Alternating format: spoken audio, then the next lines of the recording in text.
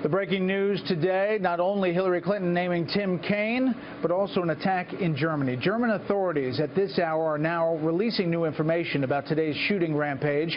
Munich's police chief saying the shooting suspect, who's now believed to be the sole shooter, is an 18-year-old German-Iranian from Munich. Apparently he had German and Iranian citizenship. The suspected gunman was not previously known to police. He apparently used a pistol, according to initial evidence they've gathered, and committed suicide. Joining us now with more from Los Angeles, counterterror specialist Aaron Cohen. From Washington, James Sisko, a former recon Marine and naval intelligence officer and current president of the risk advisory firm Enodo Global. And on the phone from Munich, Alan Hall, a correspondent for the London Times.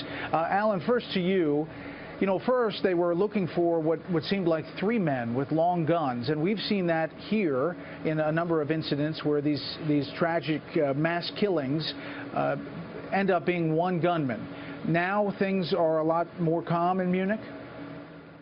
Yes, they're calming down a little, but the police are not giving up on looking for more suspects. In fact, there are 2,300 police vehicles in action at the moment, and they have drafted in elements of the GSG-9, which is like Germany's Delta Force of police. These are anti-terrorist trained police. So while it might be one gunman, there's always the fear that he's supported by a bigger network. The latest information on victims is that there are 9 dead. The gunman makes it 10. 21 people injured, some of them very severely, and there might be more deaths overnight.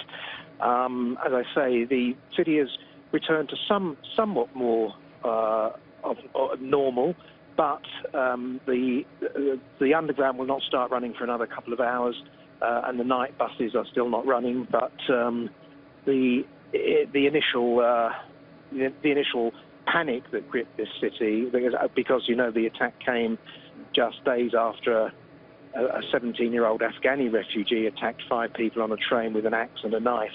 The panic has subsided somewhat, but in the cold light of day tomorrow, Germany will again be reassessing and wondering how it can plug these gaps in its security. James Sisko, you know, Germany has been dealing with severe threats from terrorism for quite some time, and now with the refugee influx, it seems like that is only increasing, perhaps exponentially. Well, listen, you don't have to be a counterterrorism expert to understand what's happening in Europe and in the United States. So the current counterinsurgency or counterterrorism strategies are failing. They fail to deliver solutions. They merely treat the symptoms of terrorism that underpin the violence, and they really don't address or provide a cure for the disease. And this is being played out or amplified with the refugee crisis, where you now have polarization in societies, that some are for the refugees and support that, and others are extremely against it. So it's not unfathomable to see that there's going to be a rise in these type of events, and not only in Europe, but also in the United States. And James, what do they do about it? How do they change it? How do they deal with it? So that's a great question. What we've seen is that the current strategies are reactive. They're not proactive. And I'm going to go back to what Bill said earlier in the post, where he said that these people were losers. And I totally disagree. These people are driven by their ideology, by their identity. And anytime you challenge somebody's identity, it results in violence. So what you're seeing is this identity conflict being played out. How do you solve it? You understand the identities of the individuals, the groups, the communities, and then you create the strategies and narratives to counter those identity conflicts. And it's not that difficult, but if you continue to take a reactive approach to this, we're just going to be talking about this every time there's an incident. And there are a lot of incidents. Let me go to Aaron Cohen. Aaron, your thoughts on all of this and how it's played out in Germany?